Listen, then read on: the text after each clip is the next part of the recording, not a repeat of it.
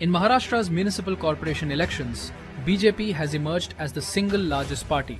On the other hand, Uddhav and Raj Thackeray have been reduced to Mumbai alone.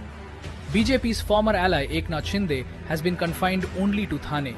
Ajit Pawar has failed badly, and Congress has managed to win only in Latur. What does BJP's victory mean, and will it impact the upcoming Assembly and Lok Sabha elections? We explain in this report. लेकिन इस चुनाव में सबसे बड़े losers BJP के ही अपने सहयोगी एकनाथ शिंदे की शिवसेना और अजीत पवार की एनसीपी बनकर उभरी। इन दोनों ही पार्टियों को कहीं भी बढ़त नहीं मिली है और ज्यादातर अपने जो गढ़ हैं उन इलाकों में ये दोनों पार्टियां चुनाव हारी हैं। All major municipal corporations such as Mumbai, Navi Mumbai, Pune, Nagpur, Thane, Pimpri Chinchwad and Nasik are now under BJP's control. If we look at the voting pattern, after the split in Shiv Sena and NCP, the divided voter base appears to have shifted towards BJP. A senior BJP leader told Bhaskar, this victory did not come suddenly.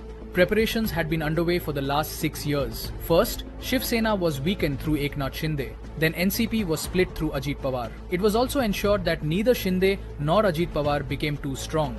BJP was once considered a party limited to Vidarbha, but it has now become a party of the entire Maharashtra. Political experts explain what BJP's rise means for state politics. After 25 years, Shiv Sena failed to form the mayor in Mumbai.